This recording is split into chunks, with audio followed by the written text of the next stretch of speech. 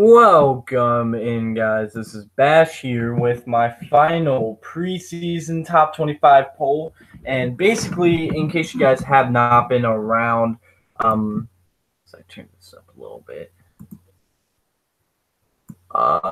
Basically, if you guys have not been around for a couple of years, essentially the plan always is, now this might not fall into fruition, it hasn't yet. But basically, the plan is to indeed go ahead and use these polls game by game. So if I'm broadcasting a game, the polls I will be using is my polls, all right, until the College Football Playoff Committee meets and they've released their first ranking. That's how it's going to work for me. Because I think the AP poll gets it wrong a ton. I think the AP poll's consistency is low, but I'm one person. A lot of you are going to disagree with me. A lot of you may agree with me.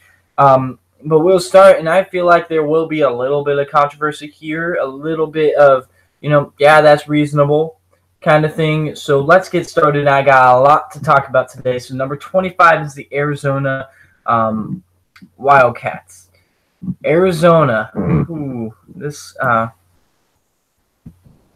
being a solid team, I did not mean to do that, but Arizona being a solid team with Khalil Tate coming back at quarterback and Kevin Sumlin, also the new head coach, I think will also be very interesting, and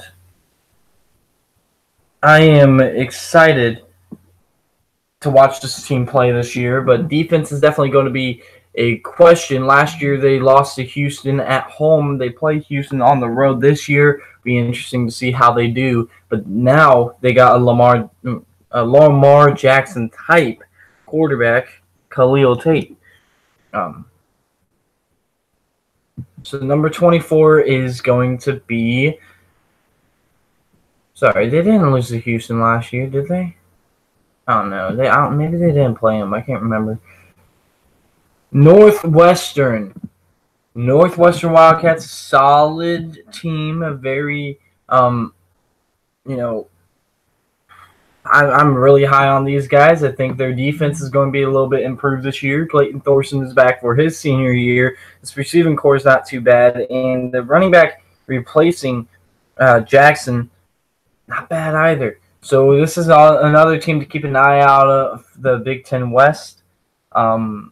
This is not my preseason pick, but for the West, but they are going to be in the top 3, and I think that should pretty much be unanimous that Northwestern is going to finish top 3 in the West this year. Number 23 is the Florida State Seminoles. They did not do that well last year. That's kind of why I put them here. They are.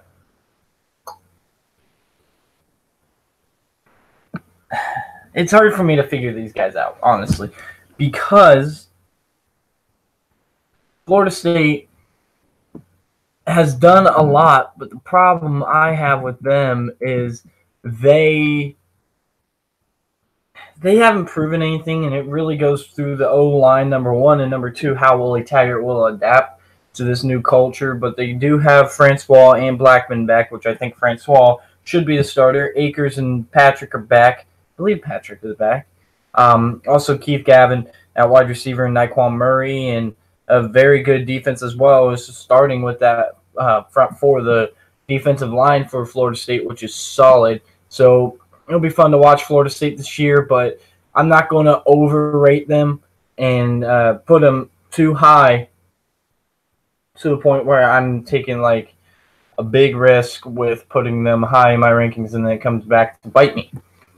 Number 22, UCF. I think UCF is also at 22, and I think this is a good spot for them, and this is why, because UCF does have questions. They also have players back. They got Otis Anderson back, and they got Mackenzie Milton. With those two guys in the backfield, they are going to be an explosive offense. However, they lost their leaders on defense, and Shaquem Griffin and Mike Hughes. It'll be very interesting to see who's going to step up in their place, and I'll be very interested to watch UCF. And also, it's pretty much a common thought that Josh Heupel is no Scott Frost. Josh Heupel didn't work out really too many head coaching jobs that he had, so it'll be very interesting to see how the Knights can do this year. Number 21 is Virginia Tech Hokies, who play number 23, Florida State, in Week 1 on Labor Day.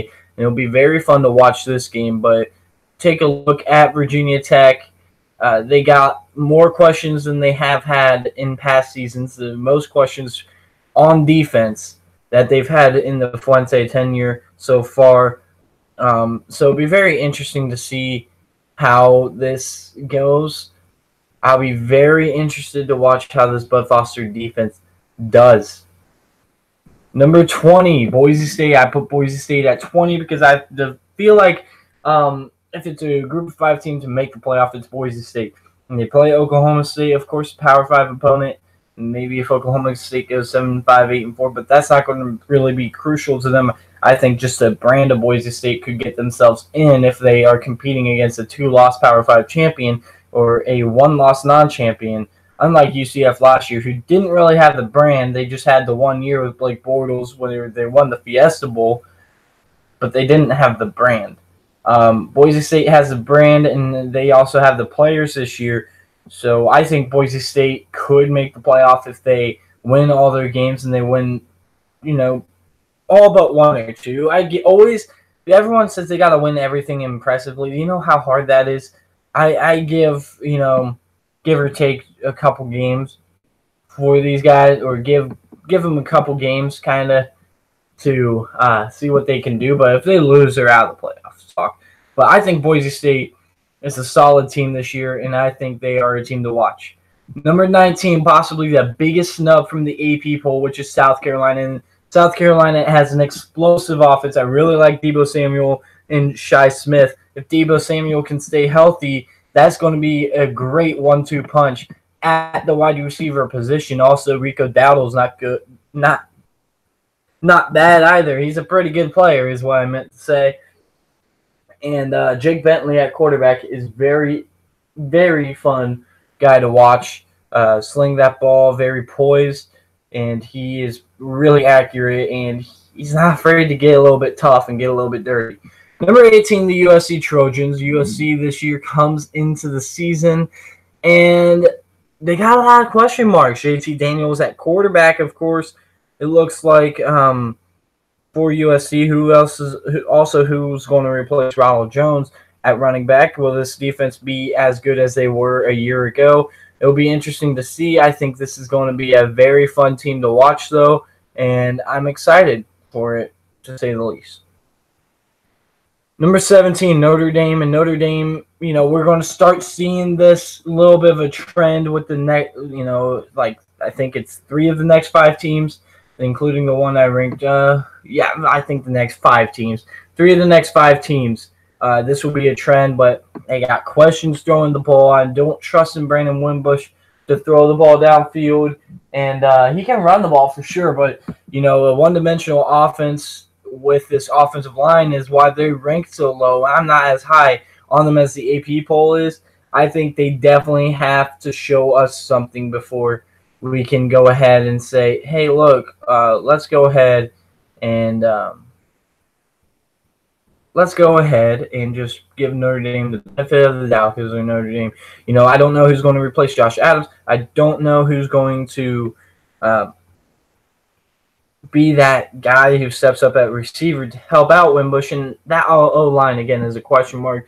Defense is okay, not as good as it was last year, but still good nonetheless. Number 16, West Virginia. West Virginia does not have any problems on offense with their quarterback, but the question is with West Virginia is, well, there are a couple questions. Number 1, can this team have a good defense, a good enough defense at least, to win these games in the Big 12, which we know are shootouts, a lot of good offenses in the Big 12. Number 2, can they be a little more two-dimensional? Can they create a running threat? Crawford is a pretty good running back, and we saw Oklahoma State have success with a similar style, a great receiver, a great quarterback, and a running back who got things done. Justice Hill is back, by the way, at Oklahoma State. That's a side note, though. But you had that with Justice Hill, Mason Rudolph, and James Washington. And also, it will be very interesting to see how the supporting cast around Sills will do. Because the supporting cast around gosh, I just said his name. I'm drawing a blank. I don't know why. James Washington. I don't know why I was drawing a blank there. But the supporting cast around Washington, like Marcel Aitman, for example, did very well last year. It'll be interesting to see if West Virginia can be similar to that. I think this is a very similar team to Oklahoma State a year ago. Maybe Will Greer's a little bit of a different quarterback, but still rather similar. Number 15, you got quarterback questions here for this next team. And actually, the next team's got quarterback questions too. So it was 3 out of the 4 teams in the next. But the Michigan Wolverines, the question at quarterback, Shea Patterson is starting. To me, the question is, can Shea Patterson be better than he was last year? A lot of people give him a lot of credit, all right? They give him a lot of credit for something he hasn't done. I mean, they went 6-6 last year. The reason they got to a bowl game was because of Jordan Teamu at Ole Miss, because Shea Patterson was out with an injury. But Patterson, you know, in the big games last year, he played against LSU and Alabama. I don't believe he played against Auburn, but he played against LSU and Alabama, and those are really good defenses. But he threw 0 touchdowns and 5 interceptions, and that's kind of the concern there, is what are they going to do against the good defense, the elite defenses. And if you just talk about the secondary, not even talk about the front 7, well, really as a whole on defense, Ohio State is comparable to Alabama when Alabama was fully healthy last year. But Ohio State was definitely comparable and to Alabama. So you got to keep an eye on that Ohio State-Michigan game, of course. But I'm just talking as a chance for a lot of turnovers by Shea Patterson if he starts in that game, which that's the last game of the season. A lot can happen in between there, whether it's injury or Patterson being benched. But also he struggled against LSU. I would say LSU is indeed comparable to the likes of Michigan State and Wisconsin, in which they have on their schedule, I believe, if I'm not mistaken. Actually, do they? Let me double check.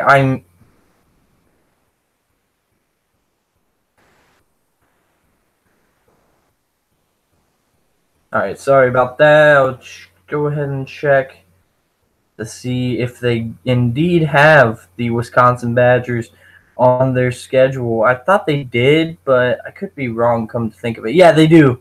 They do have Wisconsin. It's at home.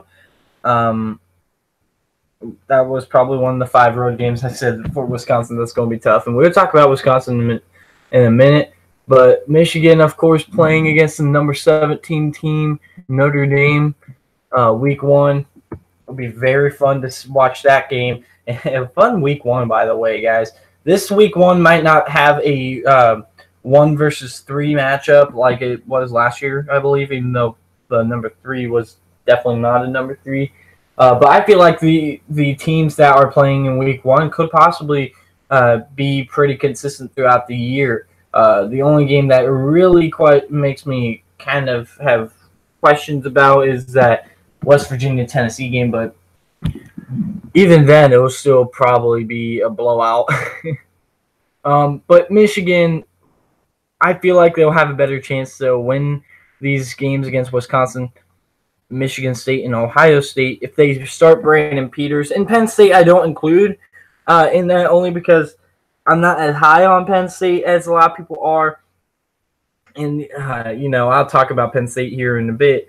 But they lost their 2 D tackles, their leader at linebacker, probably the best leader on defense at the linebacker position, especially in Jason Kabinda. And then also they lost 2 key guys in the secondary named Marcus Allen and Grant Haley. And Marcus Allen was head over heels over anyone in that secondary for Penn State. We saw J.T. Barrett go 16 for 16.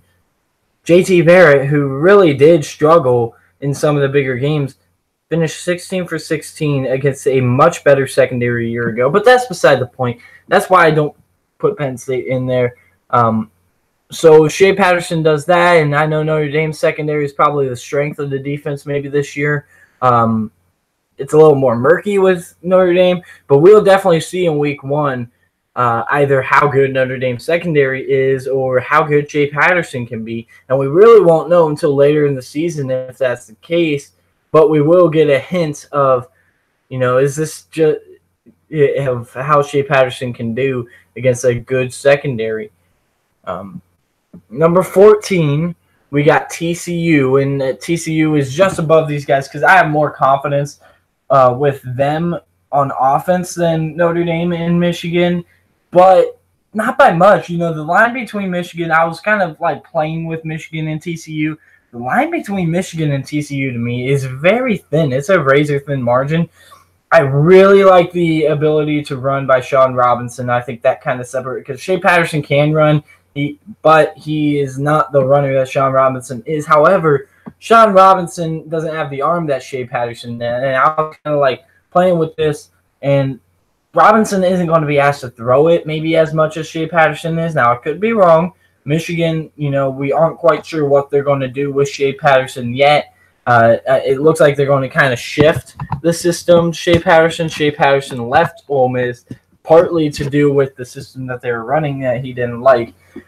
But I really like Darius Anderson, the running back. This front seven is really it's pretty good. I mean, the secondary is not bad either. This defense isn't Michigan's defense, but the questions on offense is a little more prevalent with Michigan. Therefore, I just got to put TCU ahead of them. But it's really close.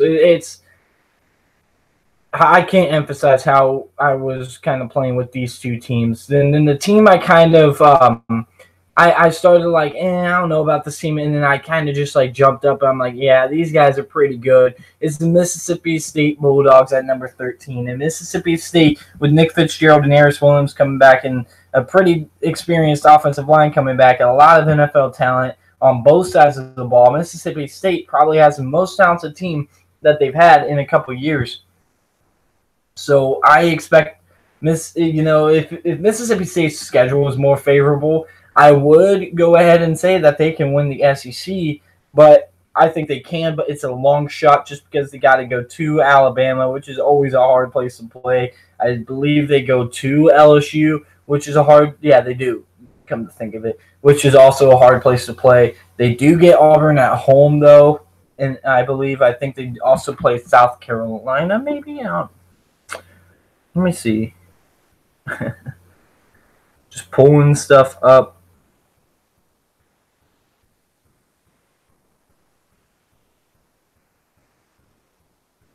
Just pulling stuff up right here. They go to Kentucky and host Florida on the other side. So they host Auburn, but they have to go to Alabama and to LSU.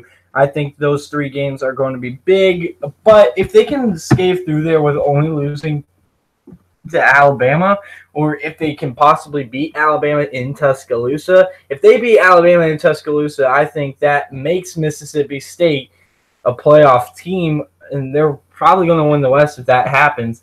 But if they lose to Alabama, I think it will end up – it's going to be kind of funny how I think it's going to work out. I think they got the Alabama game versus Mississippi State. Alabama versus Mississippi State, I think, will be in an elimination game for the playoff. Losers out, winner still has a shot. Mississippi State wins. I think they got a clear shot at the playoff. They got to, of course, get through the East champion, which, I think it's a 2-team race between South Carolina and Georgia, and I think the winner of that game in week 2 is going to eventually take the cake in the East. But whether South Carolina or Georgia, it's not going to be an easy game for anyone.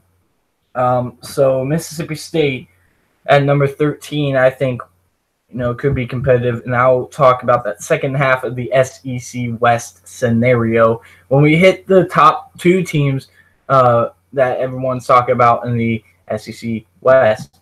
Number 12, Stanford Cardinal. I think Stanford has a serious shot to win the Pac-12.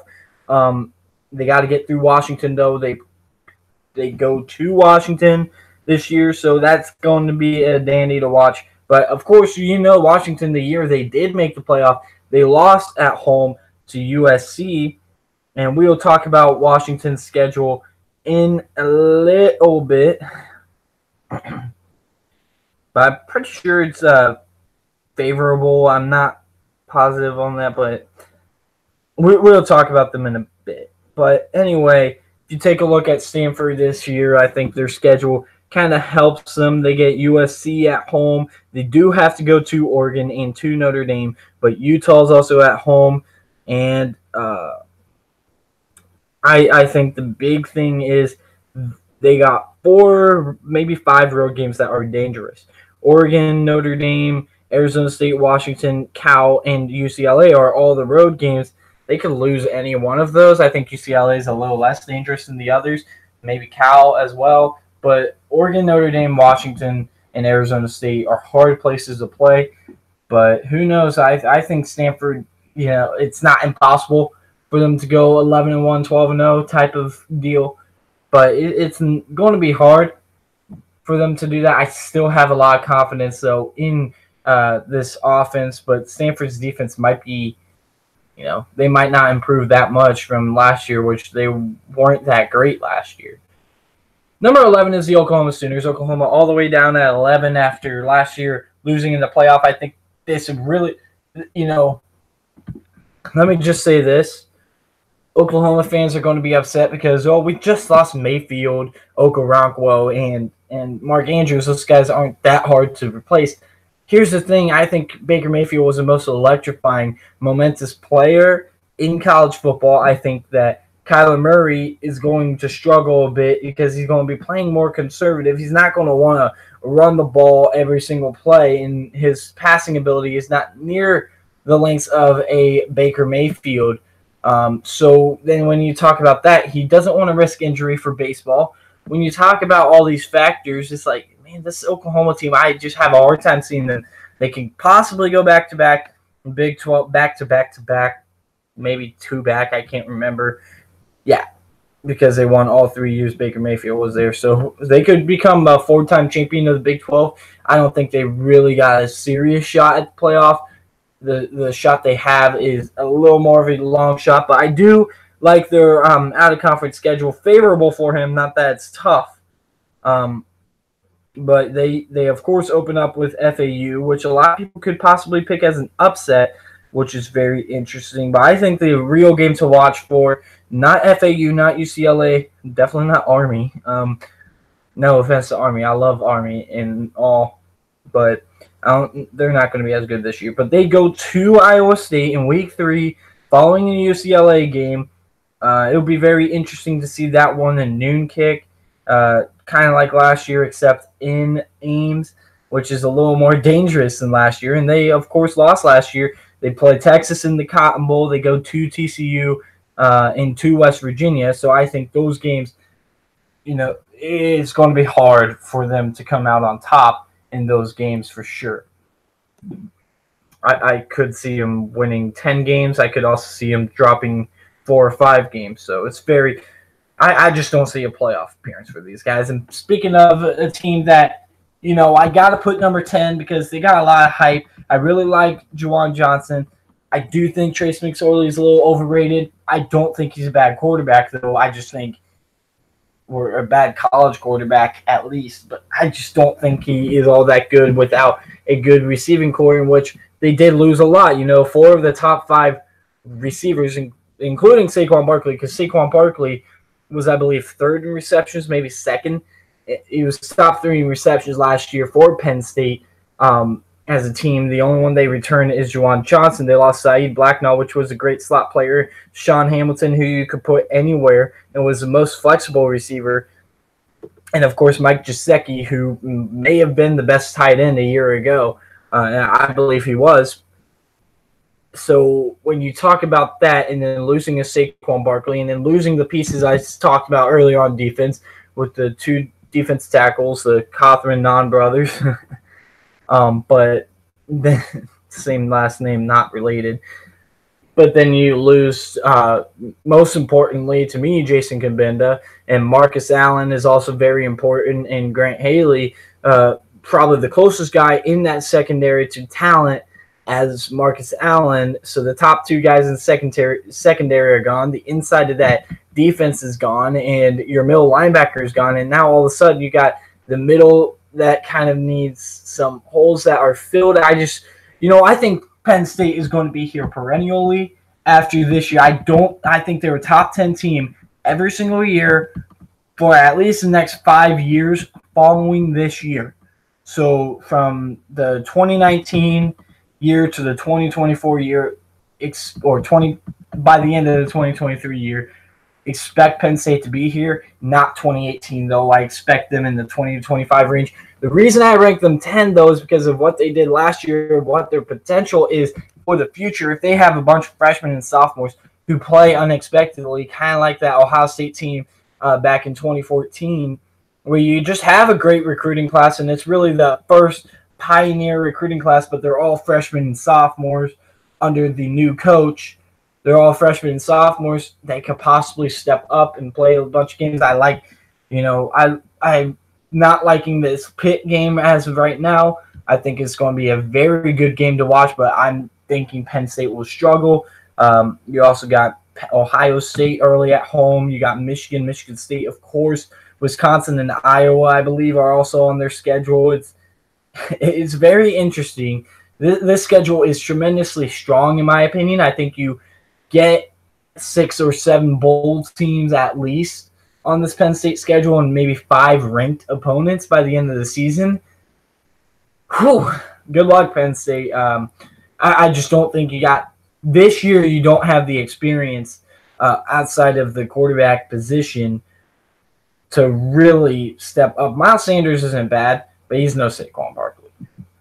Miami at number 9, and Miami I think is a top-tier defense, and I think Travis Homer is going to break out as a top-tier running back, and they got a pretty good receiving core coming back. The problem still has to linger around that quarterback, and, I think Malik Rozier can get it done. I think you guys, people are hating on Miami a little too much, but, Malik Rozier can get stuff done nonetheless.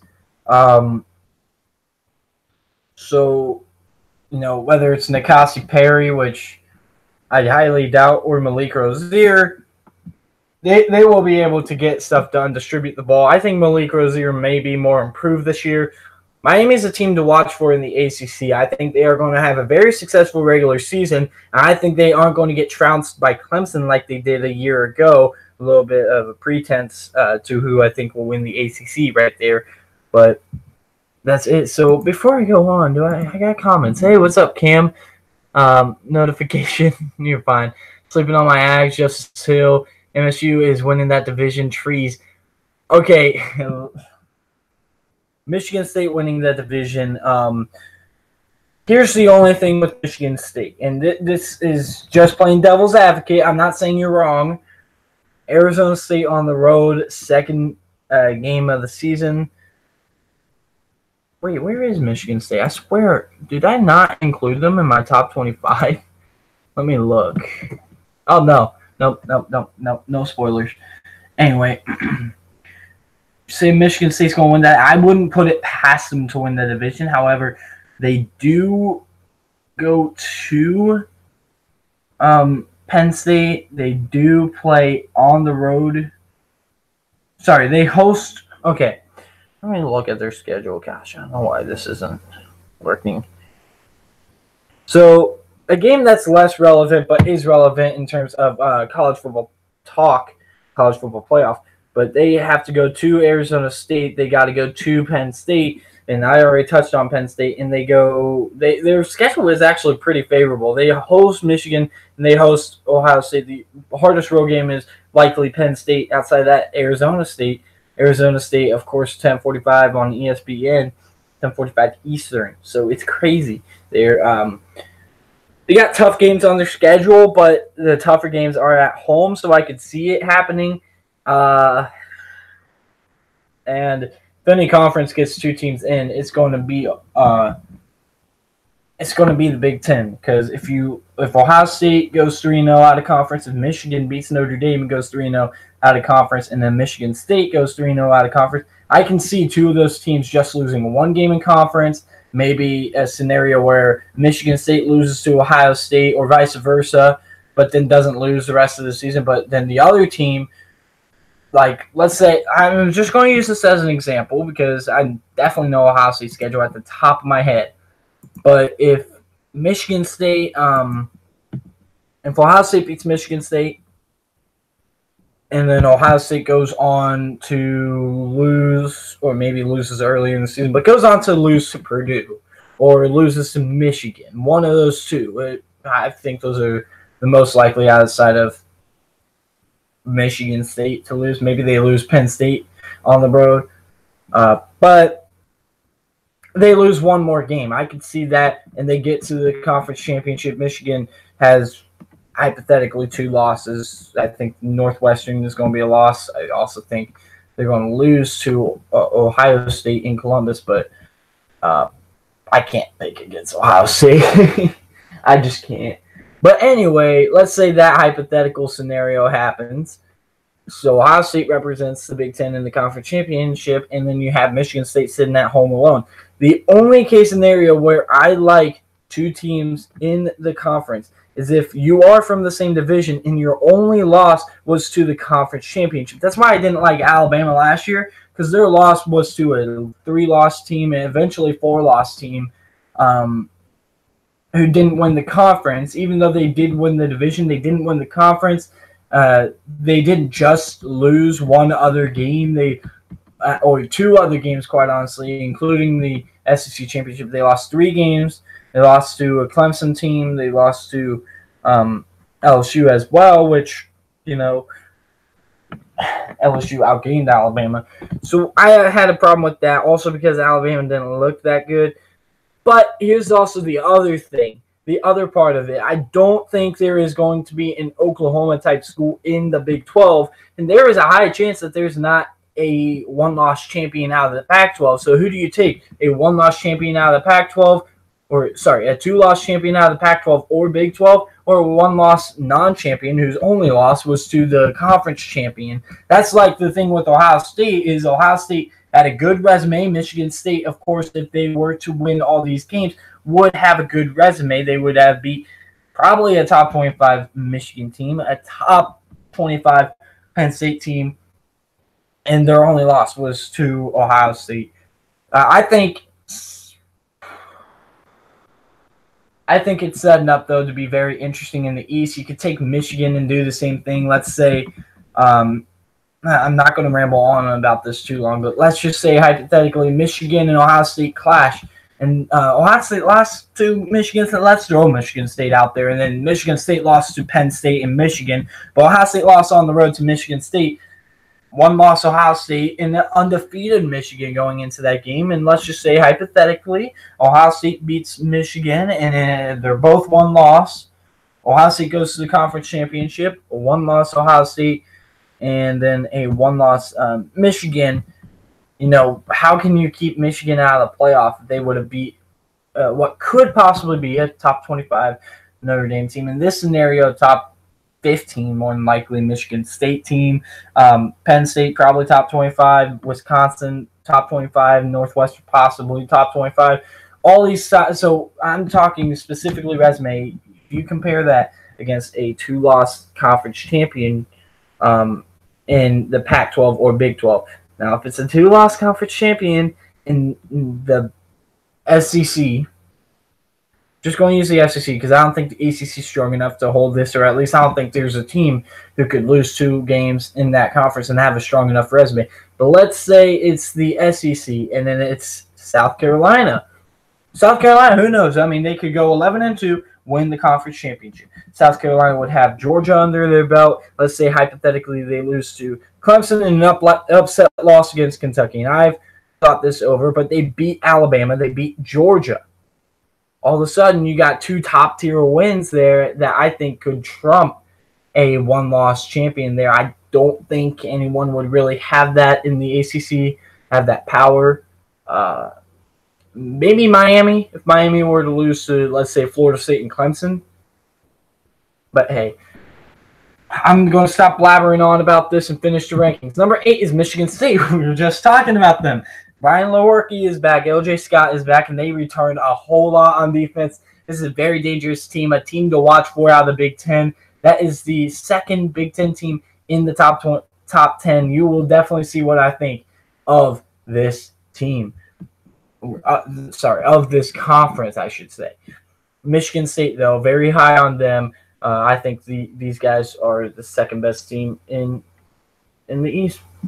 Number 7 is Wisconsin Badgers. That's the third team out of the Big Ten that we're going to have on this list, and this is going to be a little low for a lot of people. I have a lot of concerns, though, with this Quintez Cephas issue because Quintez Cephas was really supposed to be the downfield threat that Hornibrook had. Now he doesn't have that, so what is Wisconsin going to do in the passing game this year? Of course, they're going to be good in the run game. The defense is a little worse than it was a year ago, or at least they lost a lot of key pieces. Because they're still going to be good, but I think that's why you rank them at 7. But unlike last year, they do have the schedule, I think, to boost themselves up there and be a player in the college football playoff if they do win these games. They got Michigan, Penn State, cross-conference. I can't remember who the other team is, but I know it's Penn State and Michigan cross-conference for sure. Iowa's probably going to be stronger. I think they will be a little bit better than an 8-5 team, maybe a 9-4 or 10-3 team. I think they're going to be really good, Iowa. Watch out for Iowa out of the West. And then Northwestern is also going to be a top 25 team. I think they got four top 25 opponents on their schedule this year, whether it's 23, 22, and 21, and 20. I still think they got 4 opponents that is going to be in the top 25 at the end of the season, which is a lot stronger than it was last year. So Wisconsin is definitely a player if they win all these games. Heck, if they have one loss, they're definitely a player. They got a lot tougher of a schedule this year than did last year. They dodged Penn State, Michigan State, and Ohio State a year ago. They don't dodge, all the top 3 teams, regardless of who's better, Penn State, Michigan, or both of them better than Michigan State, or both of them better than Ohio State possibly, or whatever you want to rank them. They at least play one of the top 3 teams, and the top 4 for the East is also going to be pretty good.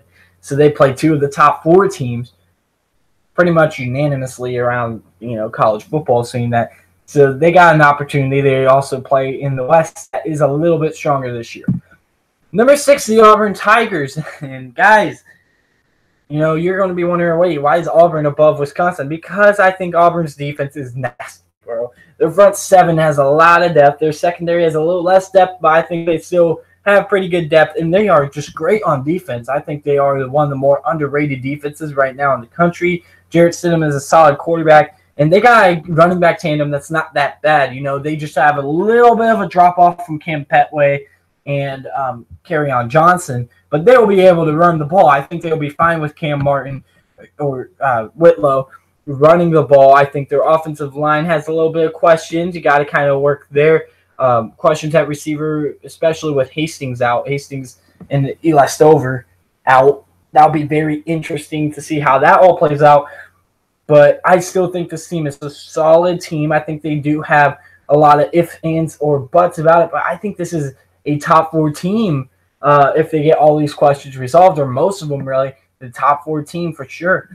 Number 5 is the second SEC team I believe we've seen on this list, which is the Georgia Bulldogs. And Georgia, to me, you do have questions as well. And no, I'm not going to say running back, all right? Because a lot of people are saying that Georgia lost 2 great running backs. They went 4 or 5 deep at running back. They will be fine at running back, especially picking up Zamir White, who could have a good year as a freshman. You're also going to have Andre Swift, who had a good year as a freshman a year ago, and Herring as well.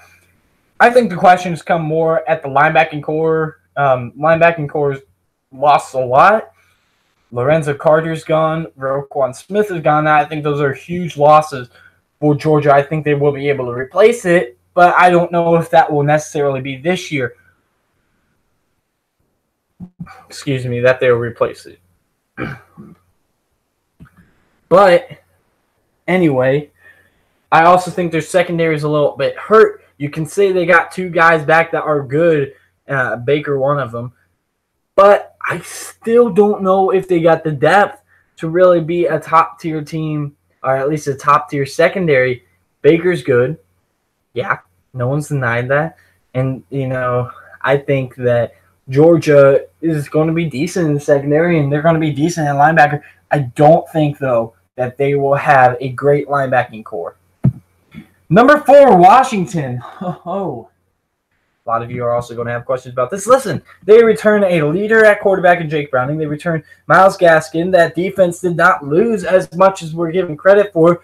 Ben Burke-Irvin is back, so their lead tackler from a year ago is back nonetheless. I think the biggest thing that hurts them is Dante Pettis. Vita Vea was good. I don't think that's bigger than Dante Pettis' loss because I think Dante Pettis was a big playmaker. But I still like this Washington team, and we'll definitely see. It to me, even though it's 5 versus 9 in the AP crap poll, it's 4 versus 6. These are two top 6 teams playing each other week 1, and this honestly is probably going to be a better game to watch than Alabama, Florida State. So I am very interested and can't wait to watch this game as the Washington Huskies play the Auburn Tigers. And Washington loses, eliminate them from the playoff because I don't see them getting through their schedule without another loss.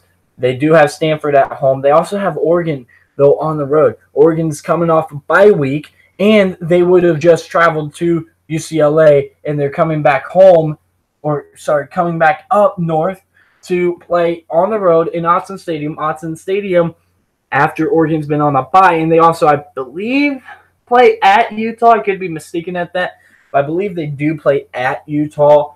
So if they lose to Auburn, I'm going to call it quits on Washington making the playoff this year. And, even though I think Arizona is good and Utah is good out of the South, I don't think anyone in the South's making it. So I think the only hope, and I don't think Oregon's going to be good. I don't think they're going to be playoff good, at least this year, especially under Cristobal. I don't have a lot of faith in him.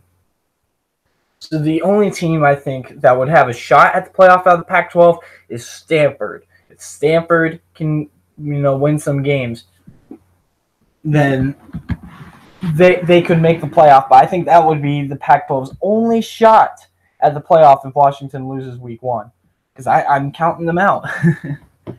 Number 3, you've been waiting for these guys. It's the Ohio State Buckeyes. No, I'm not going to rank them number 1 because I'm an Ohio State fan. I'm not going to do that, but I think Ohio State is the team with the most talent that has the least amount of questions. The biggest questions are, how good is this? We know they're going to be good. How good is the secondary? Are they going to be great, elite like they were 2 years ago, or are they just going to be good like they were last year, especially towards the tail end? They played out of their minds. And the linebacking core is a little bit questionable, but are they going to be good, or will they step up and be great like they were 2-3 years ago is a question. Let's be honest. All we're waiting on with that, I think Ohio State at wide receiver is so deep. The O-line is not bad at all. The D-line is so deep. You got 3 running backs who are spectacular, in Weber. I think all 3 could start 95% of places in the country. But Dobbins, Weber, and DeMario McCall. And then that quarterback, Dwayne Haskins or Tate Martell. Let's just put it in this perspective. These are 2 of the top quarterbacks out of their respective classes. Martell in 2016, I believe, and Haskins in 2015, if I'm not mistaken. Both these guys are well-respected, top-tier recruits. And also they got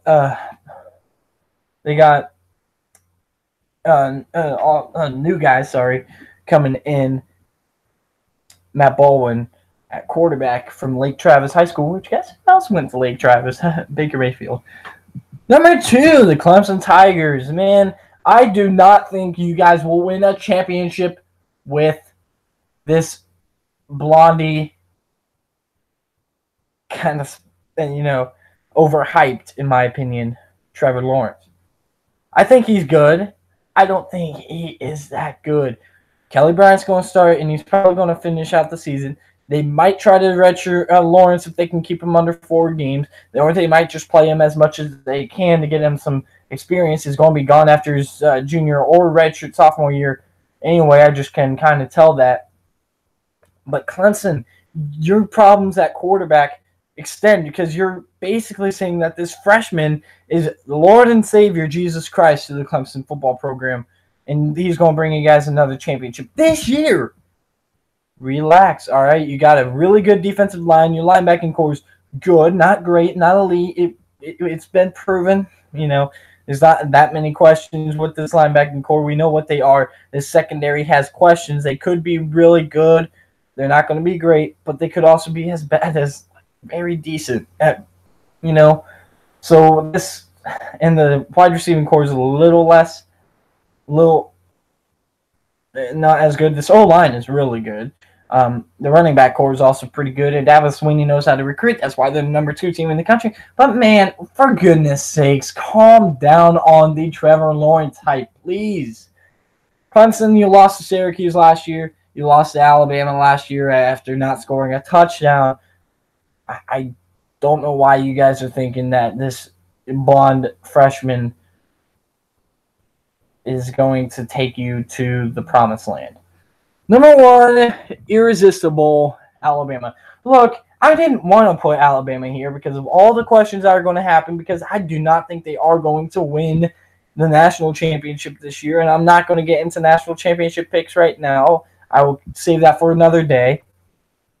But you can't really resist putting these guys there with all the talent that is on that field at one time. The O-line is going to be spectacular. I know that the D-line is going to have a bunch of monsters. Linebackers have a lot of questions because 2 of the 4 guys who were projected to start after spring ball are now out. One was out before fall camp, so you can't say that, we only know he wasn't going to start. Yeah, he was. He was going to start. Terrell Lewis was going to start, but he got injured before fall camp.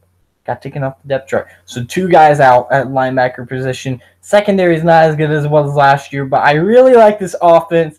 Tua Tagovailoa can take it special places. I think he could struggle a bit in a couple games against good secondaries. Mississippi State and LSU are the highlight, and honestly, Auburn, if Auburn can get a lot of pressure on him. But overall, I think he's going to have a pretty good year. I think a lot of interceptions, maybe against Mississippi State. All 3 are going to be tough games.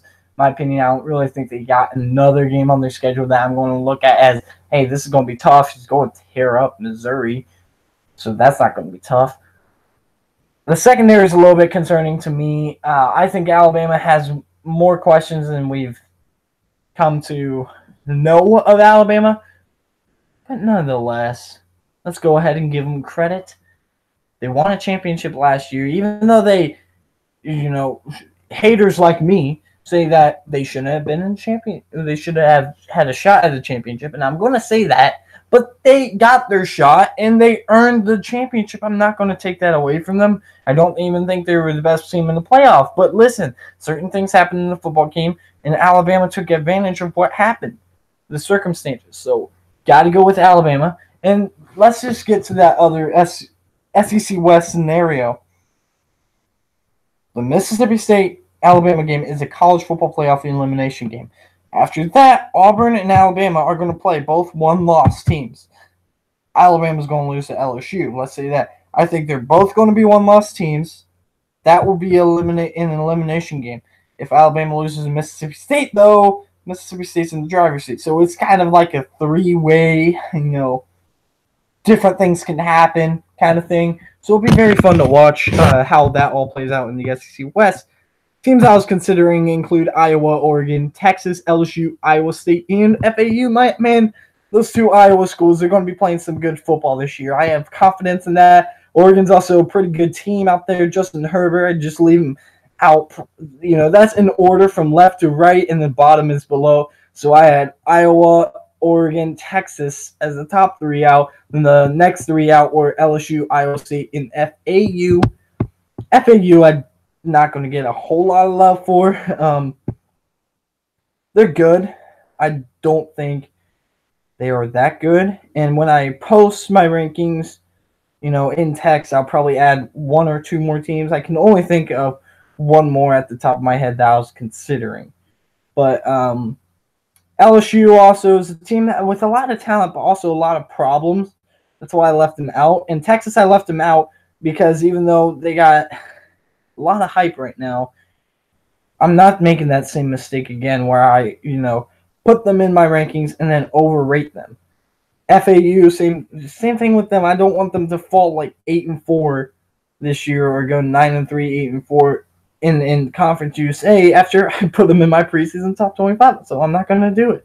And Iowa State, they're just out. I think they're a really solid team, but they got to see if that was a 1-year wonder or if they're here to stay at Iowa State or at least under Jason Campbell.